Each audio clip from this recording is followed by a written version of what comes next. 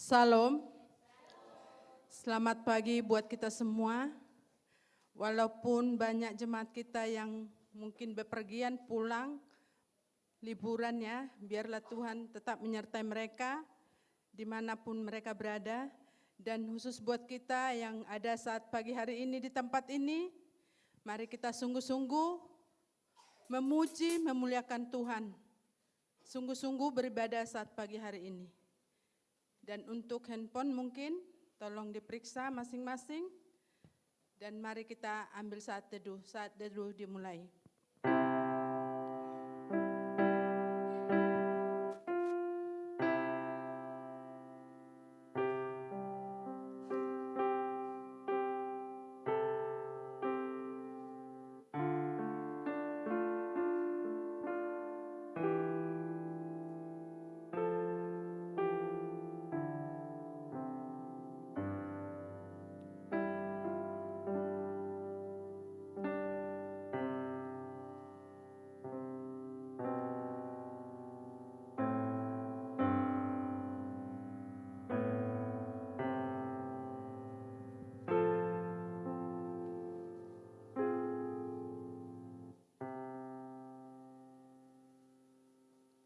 Mari kita naikkan pujian bagi Tuhan, pujilah Tuhan.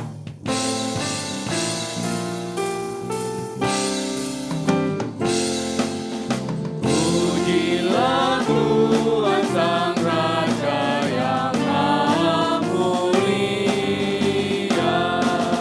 segenap hati dan jiwaku, pujilah Dia. Datang bergaul, bila musikmu bergaul, angkatlah puji-pujian.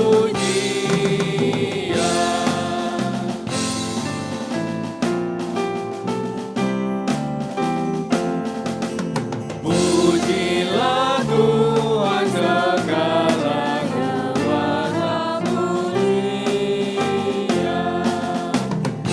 segenap hati dan jiwaku, pujilah Dia.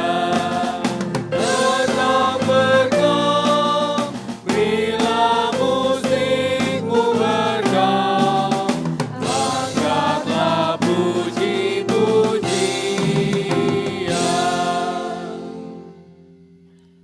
Arahkanlah hatimu kepada Tuhan dan beribadahlah kepadanya dengan sikap penyembahan.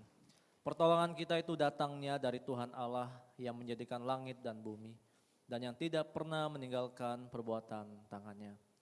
Kiranya anugerah dan damai sejahtera dari Allah Bapa dan dari Tuhan kita Yesus Kristus dan oleh pertolongan Roh Kudus menyertai ibadah kita di minggu pagi hari ini. Dengarkanlah firman Tuhan dalam Mazmur 139, 23 dan 24. Mazmur nomor 139, ayat 23 sampai 24. Selidikilah aku ya Allah dan kenallah hatiku. Ujilah aku dan kenallah pikiran-pikiranku. Lihatlah apakah jalanku serong dan tuntunlah aku di jalan yang kekal. Jemaat bersama kembali, saya mengundang anak-anak sekolah minggu bisa maju ke depan untuk memuji Tuhan dan kita akan doakan anak-anak kita.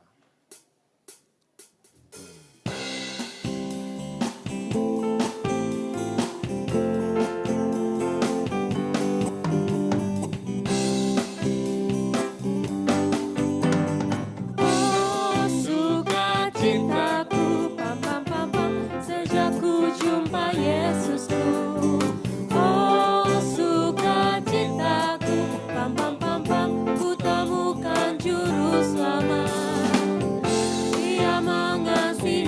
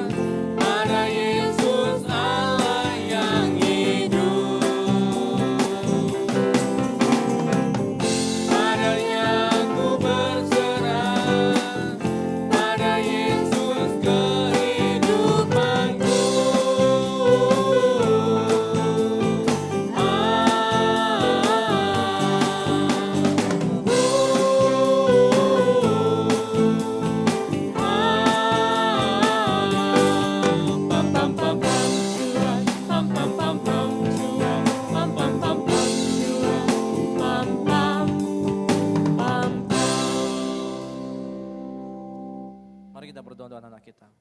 Tuhan Yesus, kami bersyukur Tuhan sudah memilih dan memanggil anak-anak kami. Dan kami berdoa supaya hari ini mereka boleh meresponi panggilan Tuhan.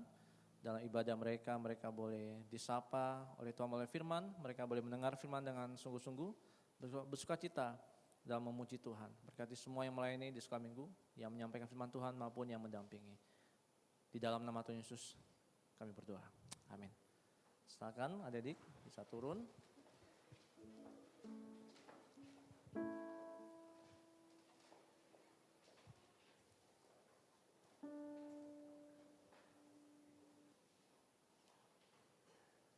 Jemaat yang dikasihi Tuhan, saya mengajak kita untuk bisa mengambil waktu sejenak untuk merenungkan, memeriksa hati kita dalam satu minggu ini, bahwa banyak hal yang kita lewati, dan banyak hal pula yang sudah kita pikirkan, ucapkan, dan lakukan. Dan tentu di dalam kehidupan kita menyakiti Tuhan, berbuat dosa, gagal. Karena itu biar kita terus dengan rendah hati mengakui dosa kita. Kita nyanyikan satu pujian. Terlalu besar kasih-Mu Bapa. Telah kulihat bukti kasih-Mu, Kau menderita gantikanku. Dengan darah-Mu Kau selamatkanku. Kini ku hidup menyenangkan-Mu. Telah kulihat bukti kasih-Mu. Telah kulihat bukti kasih-Mu, Kau menderita gantikanku. Dengan darah-Mu Kau selamatkanku. Kini ku hidup menyenangkan-Mu. Terlalu besar kasih-Mu Bapa. Terlalu besar kasih-Mu Bapa, pengorbanan yang Kau berikan bagiku. Terlalu mahal darah-Mu Yesus. Terlalu mahal darah-Mu Yesus, tercurah untuk menebus hidupku. Bapak sekalian, tundukkan kepala kita. Mohon belas kasihan Tuhan. Dan akuilah dengan sungguh-sungguh di hadapan Tuhan. Karena tidak ada yang tersembunyi di hadapan Tuhan. Sebagus apapun kita sembunyikan di hadapan Tuhan, Tuhan tahu. Karena itu biar kita dengan rendah hati mengakui semua itu, kegagalan kita di hadapan Tuhan. Percayalah Tuhan tetap mengasihi kita, Dia merangkul kita, Dia akan mengampuni kita. Asalkan kita mengaku dan jujur di hadapan Tuhan. Silakan mengaku dosa di hadapan Tuhan.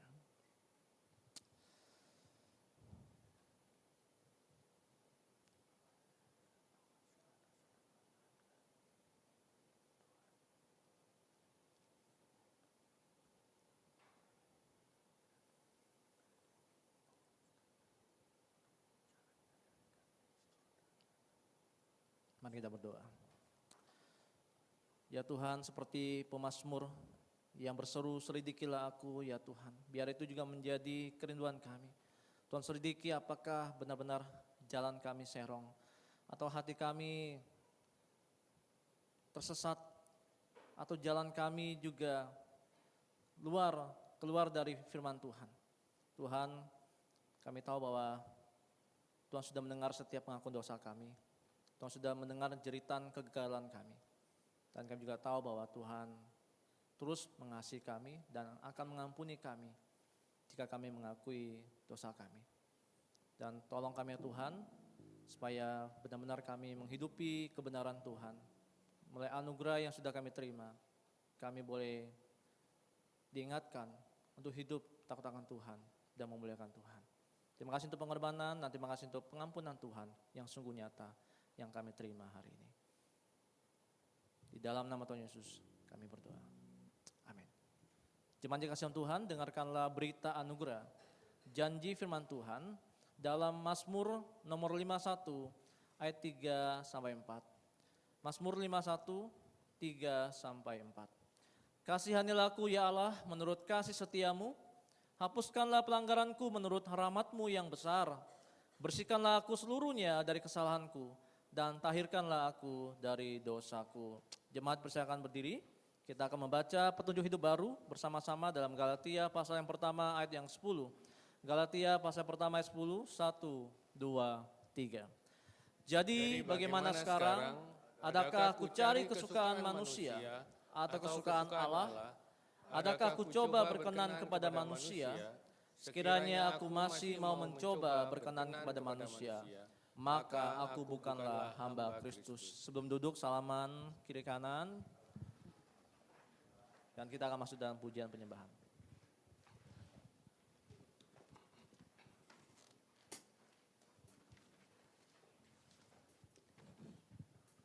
Ya, puji Tuhan. Bangku tengah kosong, kalau berkenan mohon diisi, kalau tidak juga tidak apa-apa. Baiklah, silakan duduk. Ya Bapak Ibu sudah dikasih Tuhan, mengucap syukur sampai saat ini atas kebaikan Tuhan. Dia adalah Allah yang setia, Allah yang tidak pernah meninggalkan kita. Dia Bapa dan Dia sahabat kita. Kita pujikan dengan sungguh-sungguh goodness of God.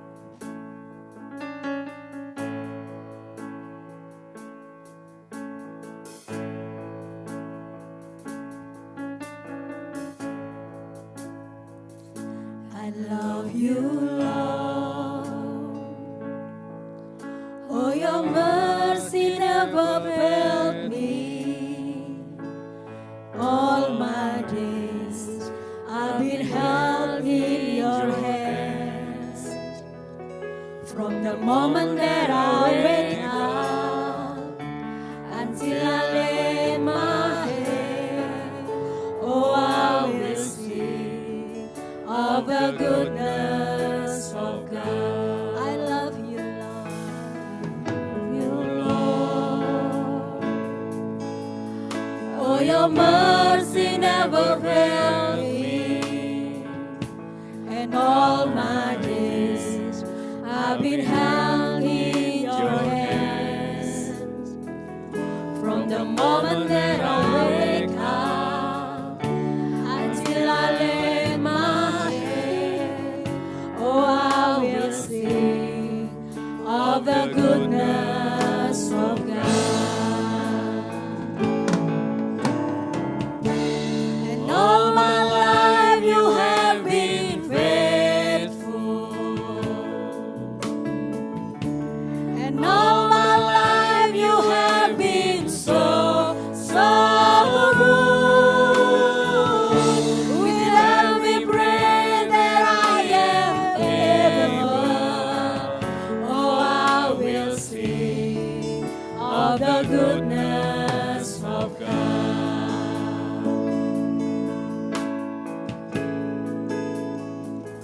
I love your voice. You have led me to the fire in darkest night. You are close like no others. I've known you as a father. I've known you as a friend. Oh, I will live in the goodness of God. And all my life you have been faithful. And all my life you have been so good. With every breath that I am able, oh, I will sing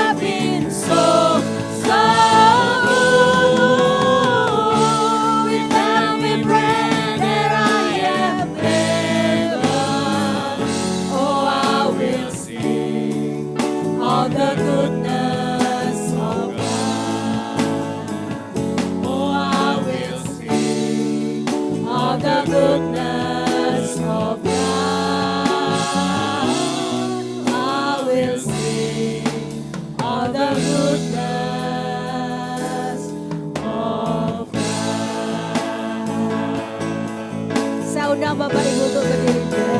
Sing my soul, my Savior God to Thee. How great thou art. How great Thou art! How great Thou Can save my soul. Then sing my soul, my Savior God to Thee. How great Thou art! How great Thou art! Maka jiwaku pun memujimu. Maka jiwaku pun memujimu.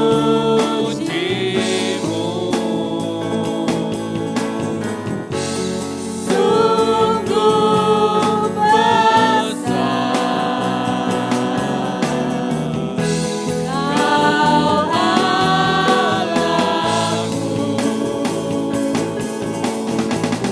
Kau Allahku, maka jiwaku pun memujimu.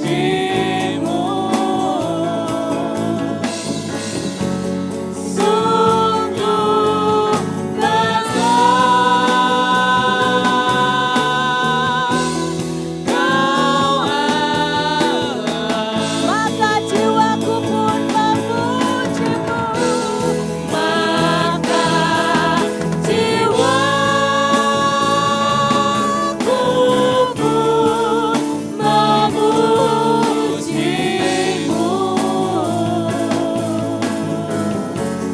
Sungguh besar Kau Allah, Maka jiwa kami memuji Engkau. maka jiwaku pun memujimu.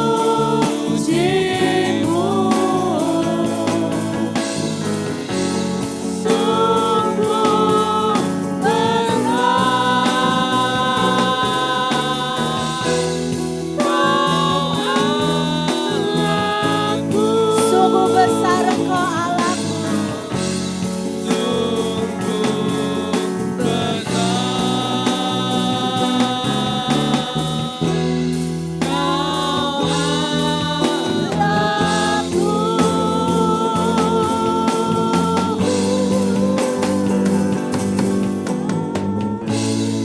Sungguh besar Kau Allahku.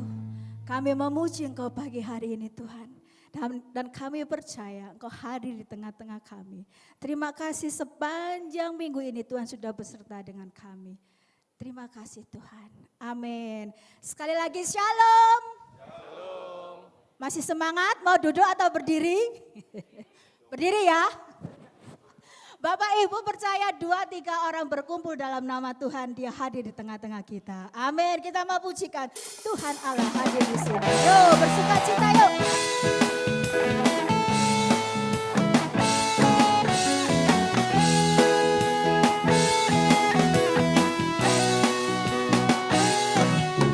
Tuhan Allah hadir di sini, di tengah umatnya yang memuji, mengucap syukur dalam namanya, Yesus Tuhan kita.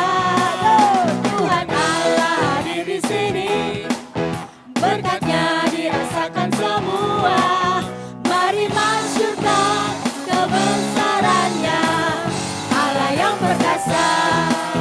Haleluya, pujilah Dia di tempat kudusnya.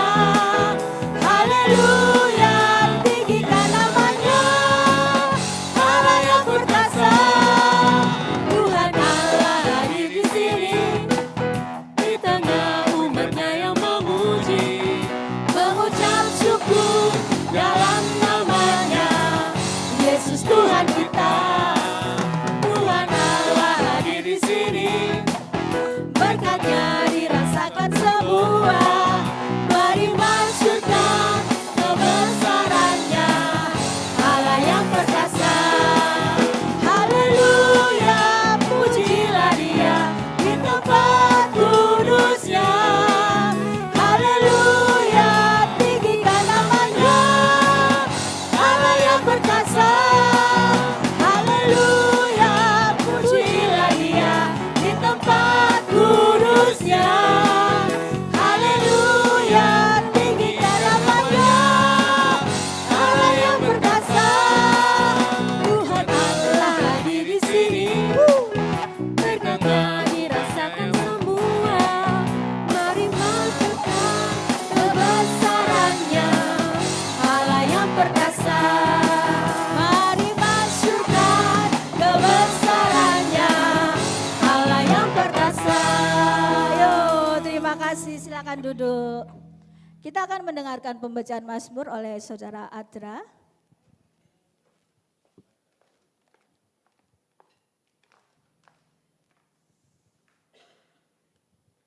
Pembacaan Mazmur pada hari ini terdapat pada Mazmur 75 ayat 1 sampai 10.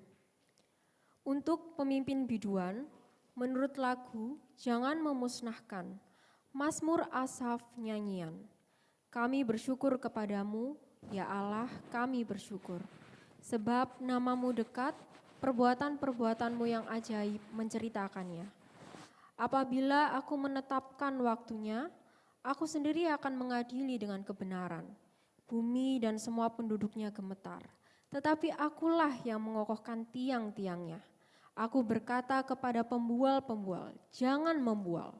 Dan kepada orang-orang fasik, jangan main tanduk. Jangan mengangkat tandukmu tinggi-tinggi. Jangan berbicara dengan bertegang urat leher. Sebab bukan dari timur atau dari barat, dan bukan dari padang gurun datangnya peninggian harkat itu. Karena Allah adalah hakim, yang satu direndahkannya dan yang lain ditinggikannya.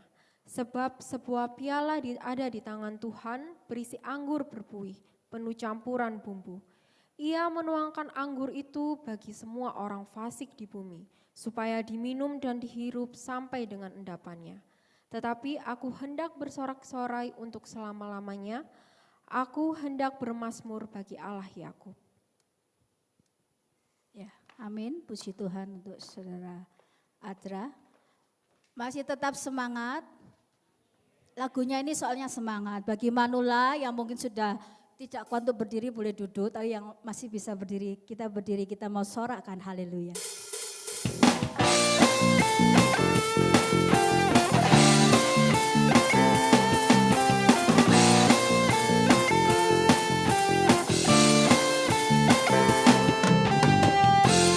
Yesus kau kekuatan di hidupku, takkan gentar langkahku. Kau angkat tanganku di saat ku jatuh, Kaulah sumber kuatku. Lembah yang kelam kan ku lewati, sebab Engkau sertaku.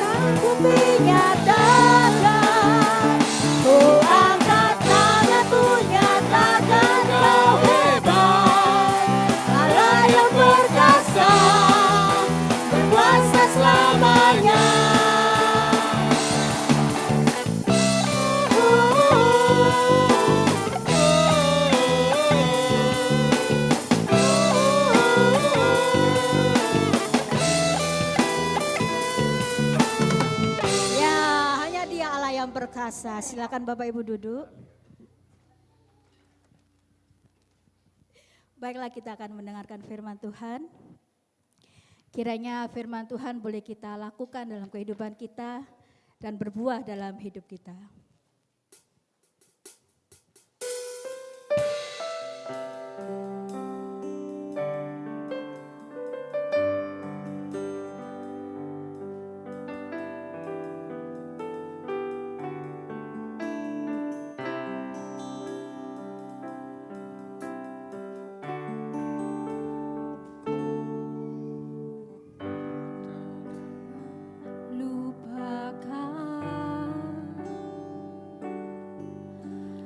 Kebaikan yang ku terima, pengorbananmu yang mulia, jadikan ku berharga.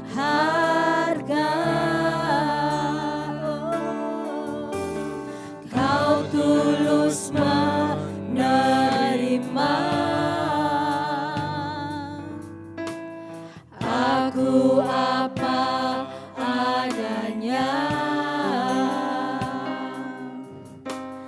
kekuatan kasih-Mu nyata, memulihkan hidupku. Kau bukan Tuhan yang melihat rupa, Kau bukan Tuhan yang memandang harta. Hati hamba yang selalu Kau cari, biar Kau temukan di dalamku. Selama ku hidup, ku mau menyembah-Mu, sebab Engkau sangat berarti bagiku. Yang terbaik yang ada padaku, biar persembahkan kepadamu, Yesusku.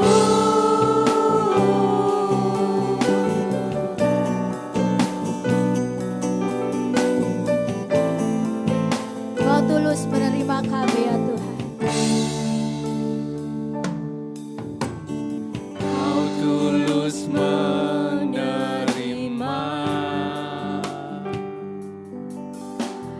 aku apa adanya,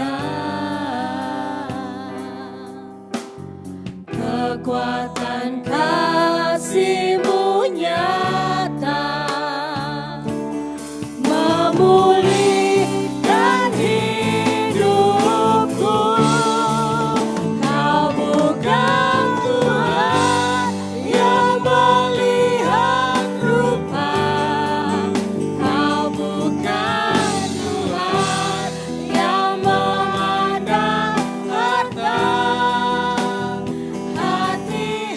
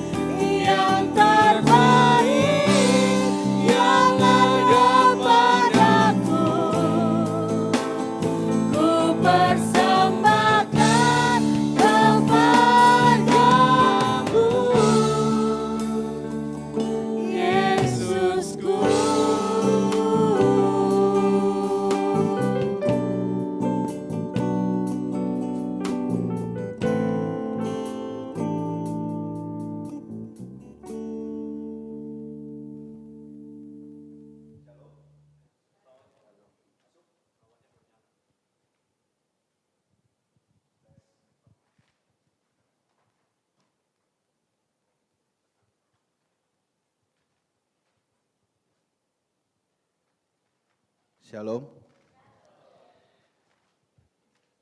Satu kabar baik buat kita semua sebelum kita mulai. Jadi ceritanya kemarin saya lagi siapin khotbah, terus istri saya ngomong begini, besok khotbahnya jangan lama-lama ya. Jadi perenungan kita ke depan rencananya tidak lama kalau saya nggak kasihkan jawab-jawab. Nah tapi perenungannya tidak lama, kita berdoa supaya fokus kita bisa berlipat ganda. Amin. Kita tunduk kepala. Ya Tuhan, kami percaya Engkau hadir di tengah-tengah kami. Karena itu kami tidak mau melewati pembahasan firman sebentar lagi. Hanya sekedar ritual hari Minggu, tapi kami ingin benar-benar membuka telinga kami.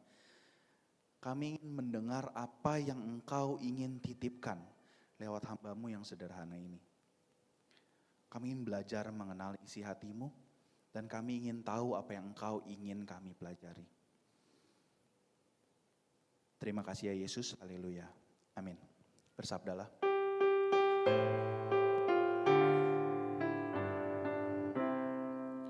Bersabdalah Tuhan, kami mendengarkan.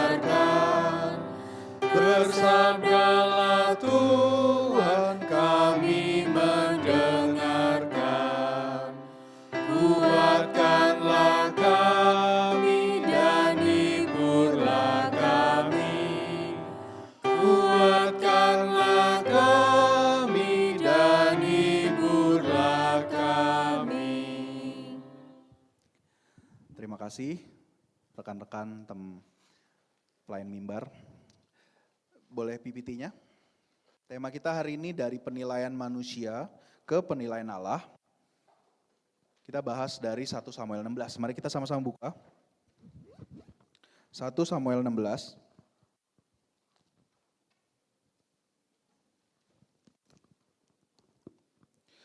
Satu Samuel 16 ayat 1 sampai 13. Seperti biasa saya ingin ajak kita baca bergantian. Saya baca.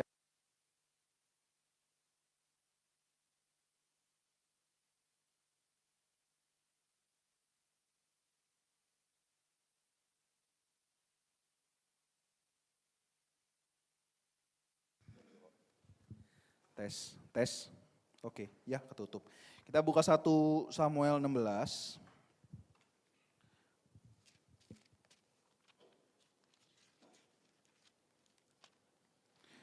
Sekali lagi saya baca ayat pertama, Bapak Ibu baca ayat kedua, begitu seterusnya sampai ayat 13. Sudah dapat semua? Katakan amin. Ayat pertama, Tuhan berfirman kepada Samuel, berapa lama lagi engkau berduka karena Saul, padahal aku sendiri telah menolaknya sebagai raja atas Israel. Isilah tabung tandukmu dengan minyak dan pergilah, aku mengutusmu kepada Isai, hai orang Betlehem, sebab aku telah memilih dari antara anak-anaknya seorang raja bagiku.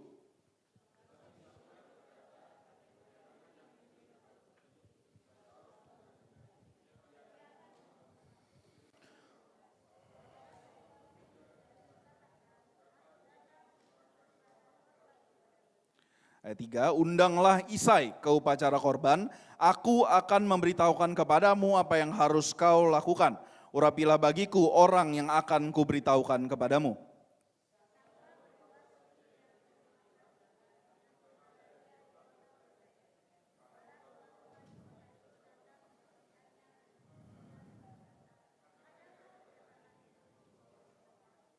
Ia berkata, ya benar, aku datang untuk mempersembahkan korban kepada Tuhan. Kuduskanlah dirimu dan datanglah bersamaku ke upacara korban. Kemudian ia menguduskan Isai dan anak-anaknya laki-laki dan mengundang mereka ke upacara korban.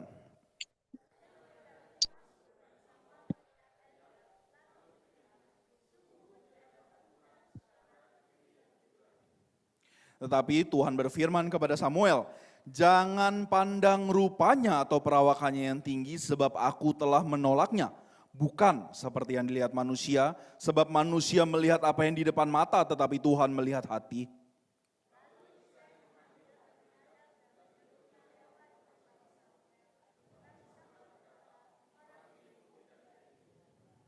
Kemudian Isai menyuruh Syama lewat, tetapi Samuel berkata, orang ini pun tidak dipilih Tuhan.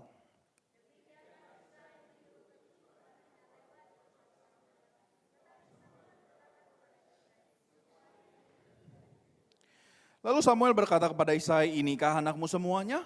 Jawabnya, masih ada yang bungsu, tetapi sedang mengembalakan kambing domba. Kata Samuel kepada Isai, suruhlah orang menjemput dia, sebab kita tidak akan duduk makan sebelum ia datang ke sini.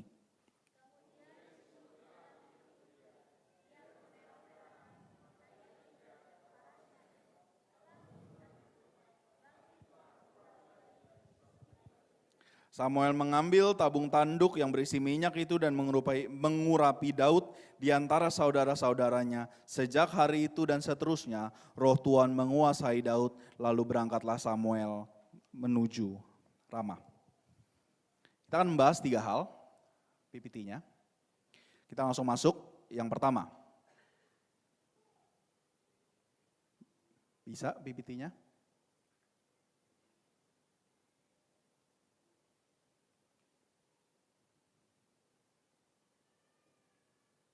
Oke, kita langsung masuk yang pertama.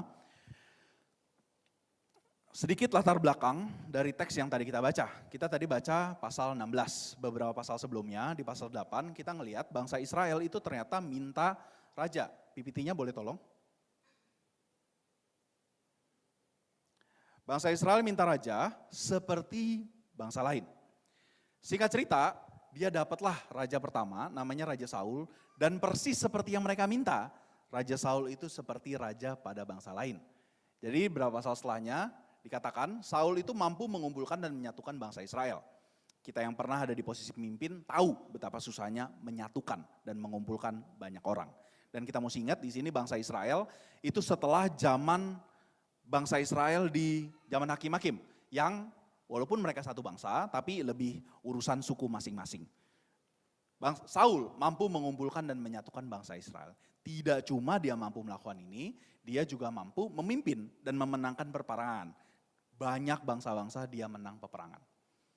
Jadi Saul di kacamata Tuhan, di kacamata manusia itu raja yang sukses. Kelemahannya Saul cuma satu, Saul itu tidak taat kepada Tuhan.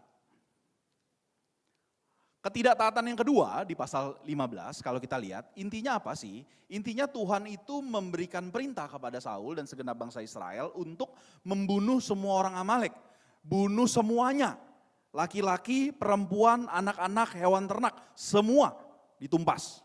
Yang Saul lakukan, dia sisain Raja Amalek, dia sisain harta yang berharga. Nah kita berhenti sejenak untuk memahami karena perintah Tuhan untuk membunuh semua laki-laki, perempuan, anak-anak dan hewan ternak itu bukan perintah yang mudah untuk kita pahami. Apalagi dalam terang kita melihat Allah yang ditunjukkan dalam Yesus itu kayaknya mau makan dengan orang berdosa dan segalanya ya. Kok kayaknya Allah yang di sini yang memerintahkan untuk menumpas itu kayaknya kok jahat banget. 2 catatan yang mudah-mudahan membantu kita memahami perintah ini. 1, kita mesti paham kalau perintah Allah untuk menumpas bangsa Amalek itu bukan perintah yang tanpa alasan. Bangsa Amalek itu adalah bangsa yang sangat kejam dan kekejamannya itu bukan kekejaman yang tanda kutip gentleman. Maksudnya bangsa Amalek itu juga selalu membunuh, tidak cuma yang dia lawan tetapi bangsa kaum-kaum yang tidak berdaya. Perempuan, anak-anak, orang tua yang sudah menyerah pun mereka bantai. Dan ini bukan satu kejadian, ini bertahun-tahun, bahkan berdekade-berdekade. Allah memberikan waktu untuk mereka bertobat, sampai titik di mana mereka tidak bertobat, Allah bilang stop, cukup, dan siapa yang Tuhan pakai untuk menghukum dan menyetop apa yang mereka lakukan, yaitu Saul dan bangsa Israel. Jadi kita perlu paham ketika Allah memerintahkan untuk menumpas, ini adalah pernyataan keadilan Allah atas segala yang mereka sudah lakukan. Dan penumpasan ini cuma bukan penumpasan yang tanpa alasan, tapi penumpasan yang untuk mereka bisa lihat apa yang mereka ini selama ini lakukan kepada orang lain, mereka bisa rasakan. Oke. Kedua, kalau misalkan kita walaupun tahu itu kita masih kesulitan, tapi kok kayaknya tetap kejam. Satu ilustrasi yang mungkin bisa membantu kita memahami adalah kalau kita orang tua, kita punya anak, dan katakanlah anak kita lagi jalan di jalan lalu ketabrak. Meninggal, dan yang ketika diinspeksi, ternyata pelaku yang menabrak adalah pemuda yang mabuk. Dan pas ditangkap polisi, ternyata pemuda ini adalah anak pejabat tinggi negara yang akhirnya karena punya banyak koneksi, dia tidak dihukum. Kira-kira perasaan kita sebagai orang tua apa? Kita akan merasa tidak adil. Ya kan? Tapi katakanlah Tuhan berintervensi, pemuda ini yang tidak diadili oleh negara, akhirnya Tuhan yang adili sendiri. Keluarganya yang selama ini menggunakan kekuasaan dengan semena-mena, Tuhan adili. Kira-kira perasaan kita apa? Apakah perasaan kita Tuhan kejam, ataukah perasaan kita akhirnya kita mendapatkan keadilan? Nah, mudah-mudahan ini sedikit memberikan gambaran di balik perintah Tuhan untuk menumpaskan bangsa Amalek. Dan kedua, kita perlu menyadari kalau hewan ternak, domba dan lembu di zaman mereka itu adalah harta mereka. Jadi ketika Allah meminta mereka, bangsa Israel untuk menumpas semua hartanya termasuk hewan ternak, yang Allah minta adalah supaya bangsa Israel berperang murni cuma untuk menegakkan keadilan Allah. Tapi sebaliknya ketika Saul dan bangsa Israel menyisakan harta yang berharga, Saul menunjukkan dirinya sama seperti raja-raja lain yang berperang demi mendapatkan keuntungan. Jadi dari kacamata Israel, Saul mungkin raja yang sukses. Dari kacamata Allah, Saul itu tidak taat. Ketidaktaatan Saul ini apakah mengganggu bangsa Israel? Realitanya tidak, karena seperti yang tadi disebut, bangsa Israel minta raja seperti bangsa-bangsa lain.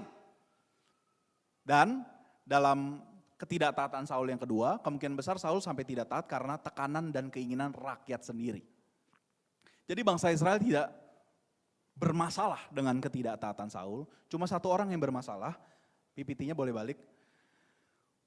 Cuma satu orang yang bermasalah dengan ketidaktaatan Saul, yaitu Samuel.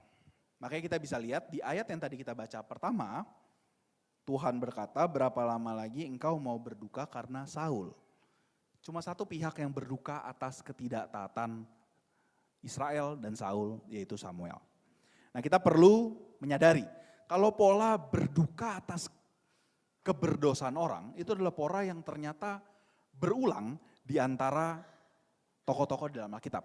Kalau kita masih ingat mungkin Musa itu berduka, Yesaya itu berduka, Yeremia itu berduka, banyak yang berduka, Ezra itu berduka terhadap kebobrokan bangsa Israel, Paulus berduka, bahkan sampai Yesus Kristus juga berduka. PPT-nya boleh nggak usah bolak-balik ya? Bahkan sampai Yesus pun juga berduka. Ini Yesus ngomong di Matius 23, Yerusalem, Yerusalem, engkau membunuh nabi-nabi dan melempari dengan batu orang-orang yang diutus kepadamu. Berkali-kali aku rindu mengumpulkan anak-anakmu sama seperti induk ayam mengumpulkan anak-anaknya di bawah sayapnya. Tetapi kamu tidak mau. Nah, kita perlu menangkap pola berduka atas keberdosaan orang lain itu ternyata adalah pola yang berulang. Dari sini kita mengambil satu pelajaran utama. Pelajaran pertama, kalau orang yang sungguh mencintai Tuhan dan dekat padanya, itu tidak hanya belajar mencintai apa yang Allah cintai, tetapi juga belajar meratapi apa yang Allah ratapi. Kita perlu refleksikan, kira-kira meratapi apa yang Allah ratapi itu sudah menjadi gaya hidup kita belum? Dalam pelajaran ini saya mesti mengaku, saya juga masih perlu banyak belajar. Saya pribadi yang cukup cuek dan gak terlalu gampang sedih. Terakhir kali saya benar-benar berduka dan meratap mungkin ketika kehilangan keluarga dan orang yang saya sayangi. Berduka atas dosa, iya, tapi mungkin lebih ke keberdosaan sendiri, bukan keberdosaan orang lain. Beberapa bulan lalu saya sempat ngobrol dengan salah satu rekan di gereja ini. Kita pernah ngobrol tentang satu orang yang terlibat dengan tindakan pidana korupsi. Pas ngobrol, rekan saya ini cerita kalau dia sedih melihat, mendengar kejadian tersebut. Saya pribadi biasa saja, atau lebih tepatnya saya lebih gentar karena ternyata Allah menegakkan keadilan termasuk kepada anak-anaknya. Jadi sekali lagi meratapi apa yang Allah ratapi itu sesuatu yang saya perlu banyak pelajari. Nah kira-kira Bapak Ibu seperti apa? Kalau Bapak Ibu seperti rekan pelayanan di gereja ini yang saya kenal itu, ya bagus, puji Tuhan. Apabila Bapak Ibu benar-benar bisa meratap ketika melihat keberdosaan orang lain, puji Tuhan. Itu adalah bukti karya Roh Kudus di dalam hati Bapak Ibu. Tetapi apabila Bapak Ibu sama seperti saya, masih belum belajar ke sono. Saya mengundang kita semua, yuk kita minta Tuhan bentuk hati kita. Supaya kita bisa belajar meratapi apa yang Allah ratapi. Jangan lupa ini pola yang berulang di dalam tokoh Alkitab. Orang yang mencintai Tuhan, itu belajar meratapi apa yang Allah ratapi. Amin. Itu perenungan pertama. Kedua, PPT-nya boleh masuk. Kedua, kalau kita lihat di ayat 6, menarik kalau kita perhatikan, ternyata Samuel yang begitu dekat sama Tuhan yang bisa meratapi apa yang Allah ratapi, ternyata Samuel yang sama yang di ayat 6 ketika melihat Eliab berkata, sungguh di hadapan Tuhan berdiri orang yang diurapinya. Sampai Tuhan perlu tegur, jangan lihat parasnya sebab aku telah menolaknya. Ini memberikan kita pelajaran yang sangat penting, pelajaran kedua, bahwa ternyata orang yang begitu dekat sama Tuhan seperti Samuel pun, ternyata masih mampu memandang berharga apa yang sebenarnya bukan terutama di mata Tuhan. Masih mampu memandang berharga apa yang sebenarnya bukan terutama di mata Tuhan. Karena itu ketika kita melihat perintah Tuhan pernyataan Tuhan di ayat 7. Manusia melihat apa yang di depan mata, Tuhan melihat hati. Jangan sampai ada di antara kita yang sesederhana menyimpulkan, oh iya ya kita gak boleh lihat tampilan luarnya doang. Lalu mengasumsikan kita bisa melakukannya. Apabila Samuel aja bisa memandang berharga apa yang bukan terutama di hadapan Tuhan, apalagi kita. Karena itu jauh lebih aman. Ketika kita baca ayat 7, manusia melihat apa yang di depan mata, kita menyadari kalau kita adalah manusia itu. Bahwa kita sama seperti kebanyakan manusia, bahwa kita tidak lebih baik daripada Samuel. Lebih aman untuk mengakui kalau kita pun juga melihat apa yang di depan mata. Lalu mulai merenungkan, oke Tuhan aku juga melihat apa yang di depan mata, kira-kira apa ya yang di depan mataku yang begitu menarik dan begitu penting dan begitu berharga, tapi ternyata bukan yang terutama. PPT-nya boleh? Ini menjadi pertanyaan refleksi kita kedua. Kira-kira apa yang begitu penting di dalam hidup kita, yang begitu menarik di mata kita, tapi sebenarnya bukan yang terutama. Pasti ada. Kalau Samuel aja ada, apalagi kita pasti ada. Tinggal persoalan kita sadar apa tidak sadar. Sedikit kesaksian. Awal minggu ini, kayaknya sekitar Senin sampai Rabu lah ya. Saya lagi sangat dirundung dengan pemikiran. Saya lagi banyak explore tentang perkembangan AI, perkembangan zaman, teknologi, lalu saya explore tentang peperangan di Iran, bagaimana dampaknya terhadap minyak, terhadap sulfur, terhadap metanol, banyak banget. Begitu banyak yang saya pas lagi pelajarin, aduh Tuhan banyak banget yang saya nggak ngerti, banyak banget yang perlu saya gali, banyak banget pengetahuan yang perlu saya kembangkan, betapa pengetahuan itu penting. Saya begitu dirundung dengan pemikiran gitu. Sampai Kamis siang kayaknya ya, Kamis siang Pak Rio telepon saya, minta gantiin Pak Vicky khotbah, hari ini saya gantikan. Saya lagi di luar waktu itu, Kamis sore saya baru pulang, baru saya mempersiapkan, saya lihat jadwalnya, apa yang dijadwalkan dari perikop mana, dilihat 1 Samuel 16, pas saya buka, lihat Tuhan melihat hati.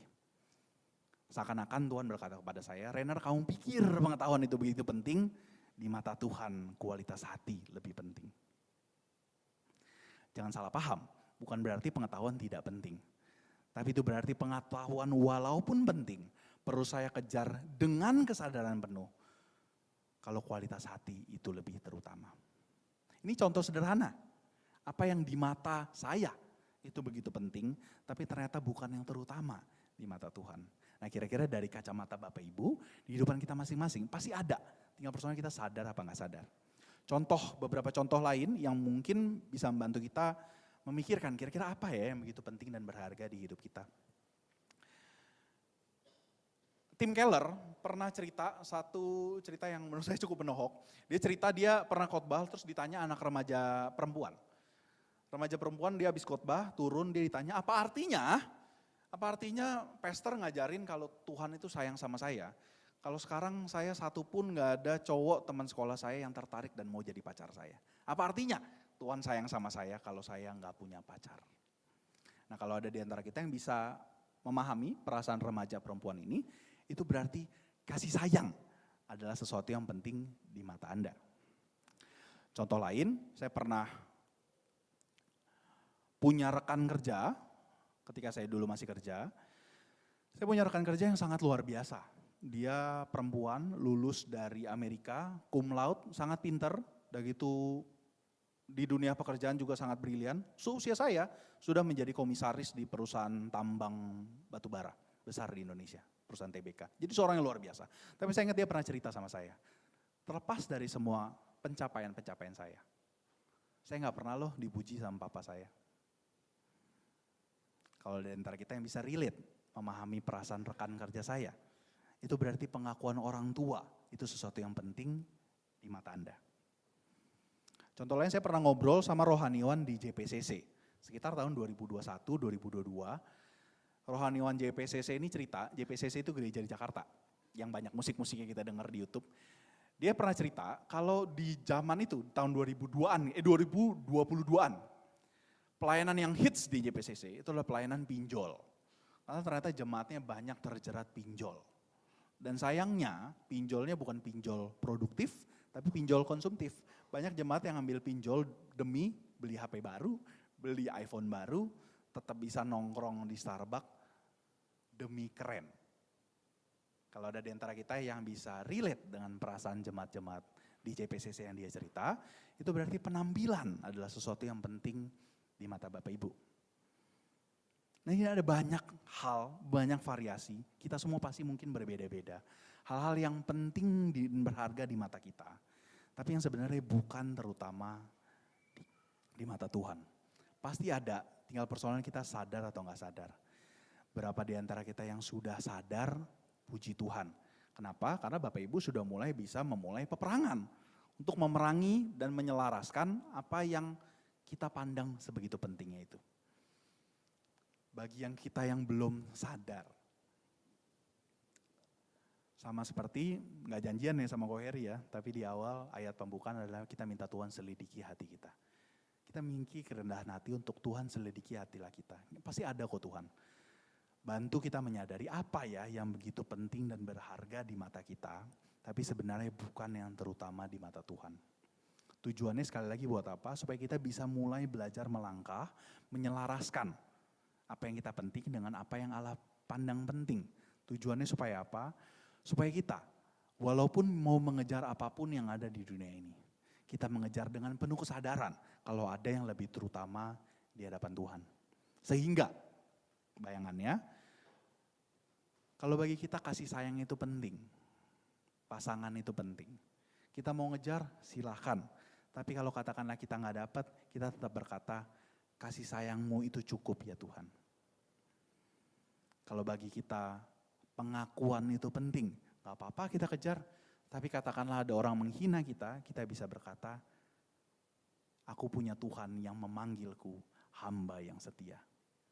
Beda kan ya. Kita mau mengejar apapun kita tahu tapi apa yang terutama. Pasti ada, mari kita minta Tuhan selidiki.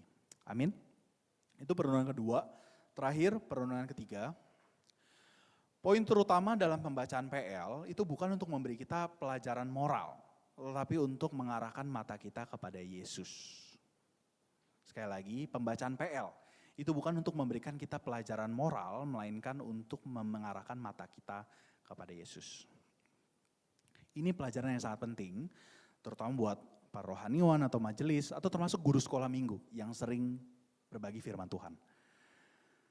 Pembacaan PL untuk memberikan pelajaran moral itu contohnya seperti apa? Contohnya kalau kisah Alkitab yang terkenal tentang Daud. Daud mengalahkan Goliat, pernah dengar gak khotbah? Daud itu mengalahkan Goliat. Kita semua juga punya Goliat kita yang kita takut. Tapi sama seperti Daud, asal kita percaya kita bisa menghadapi Goliat kita. Kita juga bisa menghadapi masalah-masalah kita. Amin. Nah itu bentuk khotbah yang fokusnya ke pelajaran moral. Bukan salah, Tapi kita perlu menyadari kalau poin utama pembacaan PL itu untuk mengarahkan mata kita kepada Tuhan. Tahu dari mana? Tahu dari pernyataan Tuhan Yesus sendiri. Masih ingat? Boleh dibuka PPT-nya. Ketika ada 2 murid Yesus perjalanan Emmaus, lalu mereka tidak mengerti kalau PL itu tentang Yesus. Apa yang Yesus tegur kepada mereka? Hai kamu orang bodoh, betapa lambannya hatimu untuk mempercayai segala sesuatu yang dikatakan para nabi. Ini Yesus yang ngomong. Lalu ia menjelaskan kepada mereka apa yang tertulis tentang dia dalam seluruh kitab suci. Zaman itu maksudnya seluruh PL, mulai dari kitab Musa sampai kitab nabi-nabi. Tapi kalau kita mau jujur, ketika kita baca PL, Kejadian, sampai Ulangan, terus kita baca kitab-kitab sejarah, termasuk yang kita baca 1 Samuel 16. Kita lihat kitab-kitab hikmat, Mazmur, Amsal, semua, sampai kitab-kitab para nabi. Berapa banyak sih ayat yang secara eksplisit mesianik atau menuju kepada Yesus? Sejujurnya nggak terlalu banyak. Mungkin Yesaya ada, Daniel ada, beberapa tempat mungkin ada di Mazmur. Tapi untuk sisanya tidak terlalu jelas kalau itu berbicara tentang Yesus. Tapi di sini ketika kita melihat kalau Yesus ngomong, yang tertulis itu sebenarnya menuliskan tentang aku. Lalu kita melihat PB, penulis-penulis PB, bagaimana mereka menghubungkan PL dengan Yesus. Dari semua ini kita bisa melihat kalau ternyata kita nggak tahu sebelumnya, tapi ternyata poin terutama di dalam PL sekali lagi berbicara tentang Yesus. Dengan pelajaran ini, kalau kita balik ke teks kita, 1 Samuel 16. Dari sisi mana sih yang kita baca 1 Samuel 16 ini mengarahkan mata kita kepada Yesus? 2 sisi. 1, kita menyadari segala yang kita baca ini terjadi di mana? Ayat 4, setibanya ia di Betlehem. Dan dia ke Betlehem untuk apa? Tuhan perintahkan untuk mengurapi raja. Siapa raja sejati yang lahir di Betlehem? Kita tahu pada akhirnya menuju kepada Yesus. Ini yang pertama. Kedua, sama seperti Samuel yang mungkin pada mulanya tidak terlalu memandang Daud. Bukankah Daud ini yang tidak terlalu dipandang pada mulanya, itu merujuk kepada Yesus Kristus yang, PPT-nya boleh, merujuk kepada Yesus yang kalau Yesaya deskripsikan itu tidak tampan dan semaraknya tidak ada. Dihina, bahkan kita pun sampai menutup muka kita. Dan gambaran di Yesaya ini adalah suatu gambaran yang merujuk kepada apa yang kita tahu Yesus ketika ditangkap, dihina, dicerca, diludahi. Apakah itu mengesankan di mata kita? Mau tahu apa yang mengesankan? Menurut saya, setidaknya kalau dalam film ya. Saya masih ingat film Superman, dia ditangkap polisi, dia diborgol, lalu dia masuk ke dalam ruang interogasi. Lalu ketika polisinya mulai semena-mena, dia cuma dari duduk, dia berdiri, dia begitu, kayak seakan-akan gak ada apa-apa. Borgolnya hancur, lalu di ruang interogasi yang sebenarnya satu sisi, tapi dia bisa melihat, dan dia menunjukkan kalau selama ini dia di penjara ini ya bukan karena dia gak bisa apa-apa, tapi karena dia kasih aja. Nah itu keren. Atau mafia yang mungkin udah tua, yang generasinya udah lewat, tinggal generasi-generasi anak muda, yang gak tahu siapa dia, siapa kamu. Terus mafia ini melakukan kegilaan tertentu yang akhirnya orang ingat kalau dia adalah siapa gitu. Yang semua orang terkagum-kagum dan orang takut, gentar sama dia. Nah, itu keren. Ketika Yesus dicerca, dihina, diam saja, seakan tidak bisa apa-apa. Apakah itu sungguh mengagumkan di mata kita? Nah itu pertanyaan refleksi terakhir. Kira-kira di mata kita sungguhkah Yesus mengagumkan? Atau sama seperti Samuel yang pada mulanya itu tidak terlalu memandang Daud, kita juga sebenarnya tidak terlalu memandang Yesus. Dan kita perlu hati-hati, kita tidak boleh menjawab pertanyaan ini terlalu cepat, karena ini bukan pertanyaan kayak kuis Alkitab sama Pak Heri. Kalau kayak kuis Alkitab kita semua tahu jawabannya, apakah Yesus mengagumkan? Ya amin, Yesus mengagumkan. Tapi ini bukan pertanyaan kuis Alkitab, ini pertanyaan di dalam hati kita. Dari dalam lubuk hati kita yang terdalam. Yesus itu benar-benar mengagumkankah? kita benar-benar pernah mengalami kekaguman ketika memandang Yesus kah? Satu pendeta Anglikan di daerah Inggris sana, namanya Thomas Wingfold, dia pengen menjadi pendeta dan dia masuk sekolah teologi. Setelah lulus dia melayani di satu gereja, terus ada saat di mana dia habis khotbah, dia turun, satu jemaat yang skeptis itu nyamperin dia. Nanya, sejujurnya apakah kamu benar-benar percaya apa yang kamu khotbahkan? Sejujurnya apakah kamu benar-benar percaya semua itu? Dan yang harus diakui sebenarnya dia nggak percaya. Karena itu sekali lagi tidak untuk menjawab pertanyaan ini dengan terlalu cepat. Sama-sama kita minta Tuhan selidiki hati kita. Sesungguhnya apakah Tuhan mengagumkan di mata kita? Atau sebenarnya ada banyak hal di dalam dunia ini yang lebih mengagumkan. Apabila Yesus sungguh mengagumkan di mata kita, puji Tuhan. Karena sekali lagi manusia melihat tampilan luar, Allah melihat hati. Kalau kita sungguh bisa kagum melihat Tuhan, itu bukan karena kita Allah. Tapi karena itu adalah bukti Roh Kudus tinggal di dalam hati kita, kita sungguh bisa melihat dan terkagumkan Yesus. Kalau kita sungguh bisa terkagum sama Tuhan, takut dan gentarlah, jangan besar kepala. Bukan karena kita spesial, tapi karena Roh Kudus ada di dalam hati kita. Tapi kalau buat kita yang belum bisa terkagum-kagum sama Tuhan, sama kayak Samuel, pada akhirnya bisa melihat Daud sesungguhnya, itu karena Allah bimbing. Pada akhirnya kita juga cuma bisa melihat kekaguman kepada Yesus, cuma kalau Allah bimbing. Karena itu mari kita minta Tuhan buat buka mataku. Supaya kita bisa melihat kemuliaan Yesus. Kalau dalam hidup saya pribadi, tidak ada satupun di dalam dunia ini yang sebanding daripada mencicipi secercah kemuliaan Yesus. 3 perenungan. 3 pertanyaan refleksi yang dari tadi kita sudah bahas. 1, meratapi apa yang Allah ratapi, apakah itu sungguh sudah menjadi gaya hidup kita? Kira-kira yang begitu penting di mata kita itu benar-benar yang terutama di mata Tuhan atau enggak? Dan terakhir, sungguhkah Yesus mengagumkan di mata kita? Saya ajak kita semua tunduk kepala, kita ambil waktu, kita refleksikan. Enggak perlu 3-tiganya, mau salah satu yang Tuhan tanamkan di hati Bapak Ibu, silahkan. Tapi apabila tidak tahu apa yang harus direfleksikan, yang paling penting adalah yang terakhir. Kalau cuma bisa 1, mintalah mata untuk bisa melihat kemuliaan Yesus. Kita tunduk kepala, nanti saya tutup di dalam doa.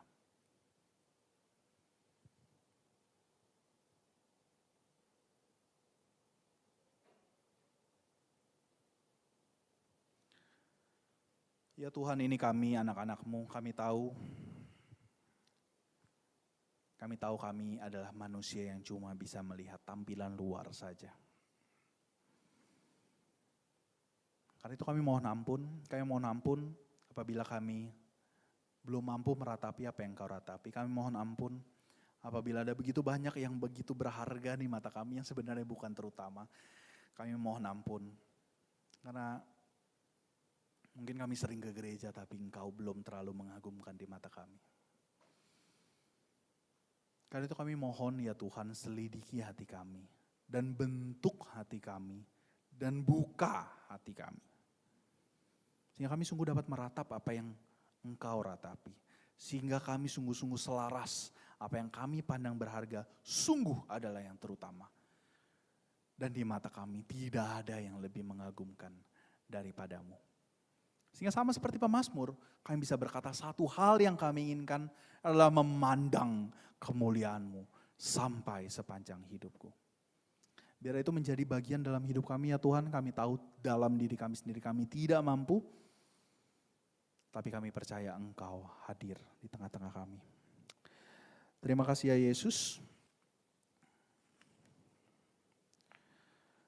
Kami berdoa untuk rekan-rekan kami yang masih di dalam pemulihan, baik Oma Rosi, baik Oma Monica, baik Pak Lewi, baik Ibu Agustina, segenap keluarga kami yang Kau titipkan, Oma bagi kami, rekan bagi kami, kakak bagi kami, semua ini ya Tuhan. Bantu dan tolong mereka di dalam pemulihan ya Tuhan. Dan yang lebih terutama kiranya di dalam pemulihan mereka bisa melihat bahwa Engkaulah yang memulihkan. Bahwa di dalam pemulihan mereka bisa menyadari bahwa Engkau selalu beserta. Terima kasih ya Tuhan, kami juga ingin berdoa untuk rencana bakti sosial Paskah. Bekerja sama dengan Bamak dan klinik. Kiranya rencana bakti sosial ini menjadi saluran sehingga dunia bisa melihat Engkau sungguh Allah yang hidup. Berdoa juga untuk dana operasional gereja ya Tuhan. Dan terakhir berdoa untuk rangkaian Paskah yang sebentar lagi kami jalani. Berdoa untuk saudara kami yang berulang tahun, Pak Rudi Santosa. Kami sungguh bersyukur Engkau menambahkan usia. Kami sungguh bersyukur Engkau tanamkan Bapak tersebut di dalam kehidupan gereja kami. Kami sungguh bersyukur untuk pertumbuhan rohani yang Bapak ini bisa alami. Kiranya Engkau selalu sertai. Ya Tuhan, kami menutup segenap doa kami dengan doa-doa yang Kau ajarkan. Bapa kami yang di sorga, datanglah kerajaan-Mu, jadilah kehendak-Mu di bumi seperti di dalam surga. Dan ampunilah kami akan kesalahan kami, seperti kami juga mengampuni orang yang bersalah kepada kami. Janganlah membawa kami dalam pencobaan, tapi lepaskanlah kami daripada yang jahat. Karena Engkaulah yang punya kerajaan dan kuasa dan kemuliaan sampai selama-lamanya. Amin.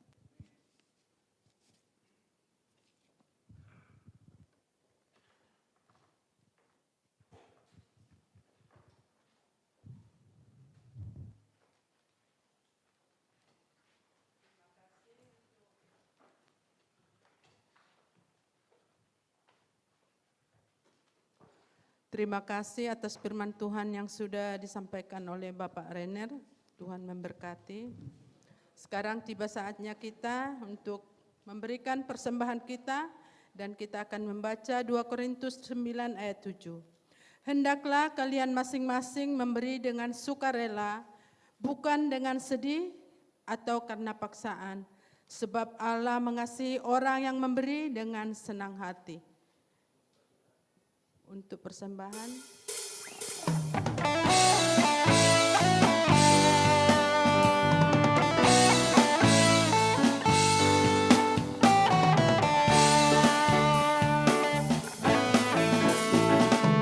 Kejaplah dan lihatlah betapa baiknya Tuhan itu. Rasakan dan nikmati kasih setia Tuhan. Kejaplah dan lihatlah betapa baiknya Tuhan itu. Rasakan dan nikmati kasih setia Tuhan. Syukur bagimu Tuhan, segala hormat bagimu Tuhan. Allah yang mengasihiku, Allah yang memeliharaku. Syukur bagimu Tuhan, segala hormat bagimu Tuhan. Allah yang mengasihiku, Allah yang memeliharaku selamanya.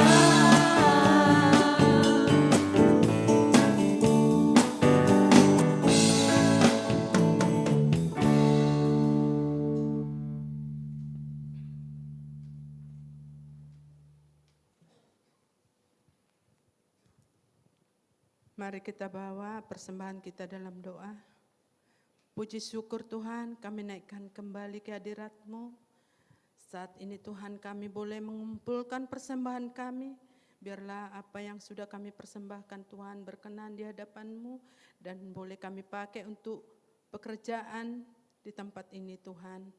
Berkati hamba-Mu yang mengelola, berikan hikmat. Terima kasih Bapa. Di dalam nama anak-Mu Yesus Kristus kami alaskan doa kami. Amin. Baiklah, warta jemaat saat pagi hari ini. Selamat ulang tahun. Gembala, sidang, dan majelis dan semua jemaat mengucapkan selamat ulang tahun buat Bapak Rudi Santoso 21 Maret. Tuhan Yesus memberkati.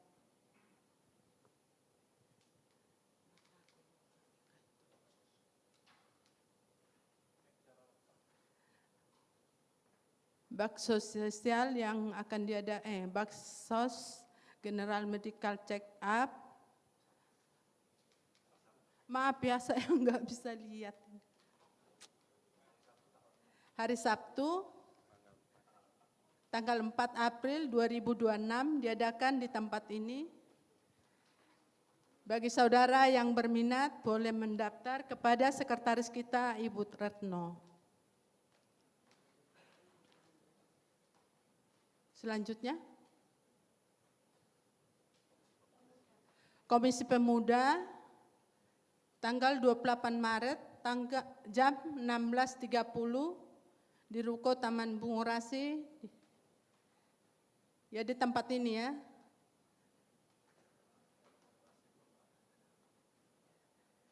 Ibadah Kamis Putih akan diadakan 2 April 2026 jam 19. Ibadah Jumat Agung Jumat 3 April 2026 jam 8 pagi. Ibadah Sabtu Suci, Sabtu, tanggal 4 April 2026 jam 6 pagi di gereja. Perayaan Paskah akan diadakan hari Minggu, tanggal 5 April 2026 jam 8 pagi.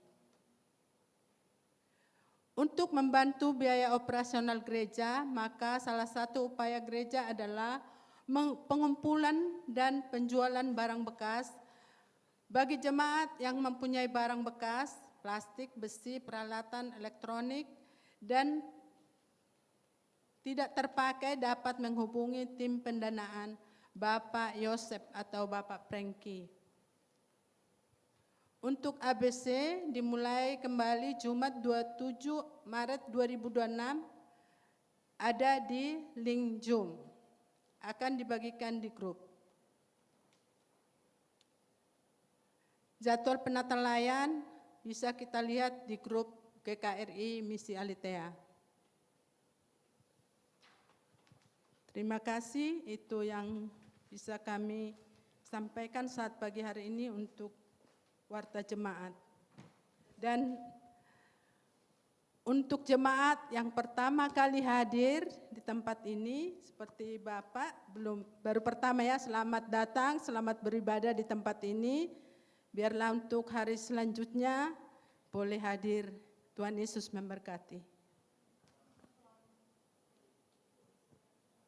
Oh, suami dari Ibu Lili ya, Bulis. Ya. Tuhan memberkati. Mungkin bisa beri salaman yang sebelahnya. Selamat datang. Bulis. Ya enggak, maksudnya yang di belakang. Ya, terima kasih untuk perhatiannya. Bapak sekalian, kita tetap berdoa dan bersyukur untuk Bapak Lewi yang sudah selesai operasi matanya. Ya, dan hari ini boleh hadir, puji Tuhan ya. Hah? Ya, mau Pak Lewi mau kesaksian? Silakan. Mungkin bisa menyampaikan pesan atau cukup? Ada satu hal menarik, Pak Lewi sekarang tunduk terus begini, saudara ya. Ya, sebagai bentuk rendah hati di hadapan Tuhan, mengagumi Yesus ya. Yang kedua, Bapak sekalian, kita dapat kabar dari Pos PI, Pendeta Andreas, pendeta yang di Pos PI Tulungagung sedang mengalami sakit, yaitu mual-mual, muntah-muntah, dan lambungnya yang kena. Pendeta Andreas memang berapa bulan ini terakhir sedang ada masalah, Bapak sekalian, masalah gereja, masalah ini. Jadi sehingga mungkin Pak Andreas kepikiran hanya jadi ke lambungnya. Kita doakan, saat ini sedang di rumah sakit. Sedang di rumah sakit, kita doakan. Mari kita berdoa sebentar untuk Pak Andreas. Mari kita berdoa sama-sama. Bapa surga, kami berdoa sekali lagi untuk hamba-Mu, untuk Bapak Lewi yang sudah selesai operasi, dan Tuhan mohon pemulihan dari Tuhan supaya benar-benar kuasa Tuhan, kasih Tuhan boleh Tuhan nyatakan sehingga proses pemulihan mata Pak Lewi bisa terjadi secara total. Kami juga teringat hamba-Mu Pendeta Andreas, hamba Tuhan di Tulungagung yang saat ini sedang di rumah sakit, yang mengalami GERD, lambungnya, dan kemudian mual, muntah-muntah. Kami berdoa Tuhan kiranya Tuhan mengasihi, dan kami tahu Tuhan hadir saat ini bersama dengan Pak Andreas, dan berkati supaya Pak Andreas tetap boleh dalam pemeliharaan Tuhan. Dan kami tahu juga hamba-Mu Pak Andreas juga memahami, mengerti bahwa Tuhan peduli dan mengasihinya. Dan biar di tengah-tengah sakitnya ini Tuhan, Pak Andreas boleh kembali sadar bahwa hidup ini semua dari Tuhan, oleh Tuhan, untuk Tuhan. Dan biar mulai sakit ini pun Pak Andreas bisa belajar dan mensyukuri dan melihat karya Tuhan dan melihat anugerah Tuhan dalam hidupnya. Berdoa untuk tim medis yang mendampingi, tim medis yang menangani, Tuhan juga berkati. Semua penyakitnya Tuhan, Tuhan yang jamah. Dan semoga hamba-Mu Pendeta Andreas kembali dipulihkan, dan kami berdoa untuk permasalahan yang dihadapi oleh Andreas yang banyak hal, untuk pergumulan tentang gereja, jemaatnya, sekolah, tempat tinggalnya, untuk tempat gerejanya, dan juga untuk setiap masalah pribadinya. Kami mohon Tuhan yang hadir dan memberikan kekuatan. Kami tahu bahwa Tuhan izinkan setiap masalah untuk hamba-Mu hadapi adalah untuk supaya mereka semakin dimurnikan dan merasakan bahwa anugerah Tuhan sudah cukup, bahkan melebihi semua permasalahan hidup ini. Terima kasih Bapak, kami ucap syukur di dalam nama Tuhan Yesus kami berdoa. Amin. Mari semua Bapak semua sekalian, saya undang kita berdiri. Kita akan mengakui iman kita seturut dengan pengakuan iman rasuli. Aku percaya kepada Allah, Bapa yang Maha Kuasa, Kaya langit dan bumi, dan kepada Yesus Kristus, Anak yang tunggal Tuhan kita, yang dikandung dari Roh Kudus, lahir dari darah Maria, yang menderita sengsara di bawah pemerintahan Pontius Pilatus, disalibkan, mati dan dikuburkan, turun ke dalam maut, pada hari ketiga bangkit pula dari antara orang mati, naik ke surga, terus menganan Allah, Bapa yang Maha Kuasa, dan di sana yang datang untuk menghakimi orang hidup dan yang mati. Aku percaya kepada Roh Kudus, gereja yang kudus dan am, persekutuan orang kudus, pengampunan dosa, kebangkitan tubuh, dan hidup yang kekal. Amin. Mari kita memuji Tuhan, nyanyi jemaat.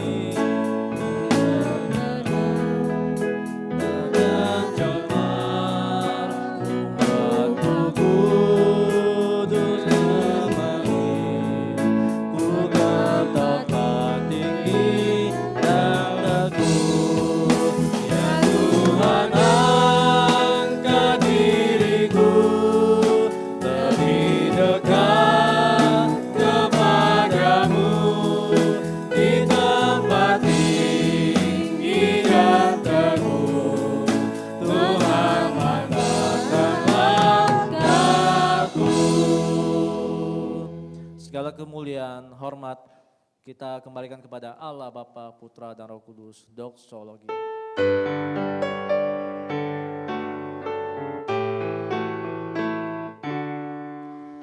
Puji Allah, Bapa, Putra, puji Allah, Roh Kudus, ketiganya yang esa, pohon selamat, sumber berkat.